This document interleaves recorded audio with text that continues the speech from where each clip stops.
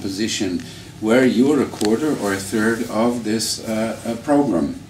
And then you play together with the others, or you interact. And that was the most heavy part of conditioning, education, also for ourselves. The first 3 weeks, the normal viewers or people just said, hello, hello. So we had the hello program of people just finding their body on TV. So you had a lot of, let's say, people in Latvia or in Russia, when they pulled down the TV program, it was the first time they had themselves on TV. So that wasn't really creative on the beginning. But the thing of doing that for 3 months and having regular work also with these piazzettas, these different artist groups who first came, we want to propaganda, represent ourselves strongly, you know, this old political thinking, got into this interactive thing, so that you had a topic like a discussion, they proposed something and then the others were reacting. And so it was very funny also from what is a serious problem, what is not a serious problem. We had this Moby Dick program, which was quite interesting, which was a scientific program. And we connected, I don't know, the polar research ship from Antarctica, or I don't know, anywhere. And we had this pseudo-scientific program. Well, yeah, okay, this is what I'm saying, popular science. Serious or not serious. And then you have this captain or this moderator who was a scientist, bit trying to focus the call-ins, and 11 o'clock in the morning there was a 10-year-old kid phoning. And asking about climate change. And no, that time already. Not really saying, maybe this who is are you? For climate change. So you had on this, so it's in a normal talk show, you have experts and everything, and then there's this super expert sitting in that ship, and a kid of 10 years is phoning because the mother just went out shopping so she could do a free call. But I mean, Al Gore got that idea from that format.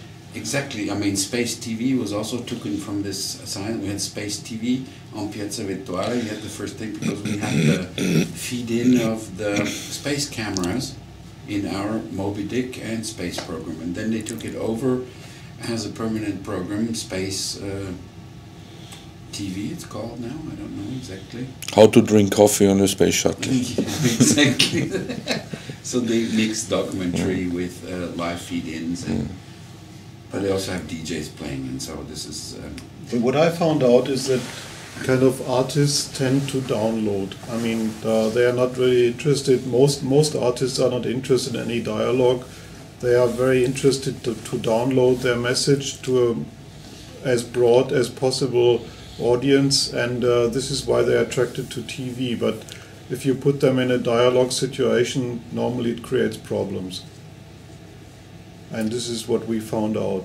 I suppose with the format of it as well, where there was the fact that maybe artists, they're not used to having to put their stuff in there as part of, with other things happening on screen as well. Was that a problem with some of them, or? Yeah, well, in terms of attention, yes. If they only have a quarter screen, of course, 3/4 of the screen is left to something else, which is normally a dialogue on their work, which kind of is a very direct feedback, which they are really not used to cope with. So it's a solo guitar problem, and then you have to switch to the rhythm guitar or something else. And I think this is one of the main things. You have the monologue, the dialogue, and the multilogue, but you could also say the individual responsibility of having a position, the group work, which is kind of the incestual things of we like the same music, kind of interest group, what we have on the internet, all these panels or interest groups, which is a kind of very homogeneous kind of liking the same music, same clothes, etc. And the network, which means you're confronted with something else. And I think on the artistic skills of today, you need all three. And at the time we were doing it, there wasn't a public consciousness by the artists that the group work as well as the network had the same value, because network was connected to social and to politics in many cases, and not to an artistic creation on network. Today you have a lot of network artists, you have people who are doing web projects, etc., where it's very clear, but where they lose also the individual identity, because they're creating frameworks. I think interest groups or etc., which are designed, and then they use the monologue in some way. So how to remix these three things again?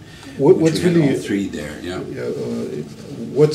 What I personally find also quite interesting is that many of the problems the problems or the situations we experienced there were things that are quite important for the internet today. Leading to all sorts of copyright ownership, collaborative working. These are all things that we kind of explored there, which later became a constant thing on the internet, and also pointing to lots of projects like YouTube, to the community stuff, which later on the internet happened as a unifying medium for what we already explored there. One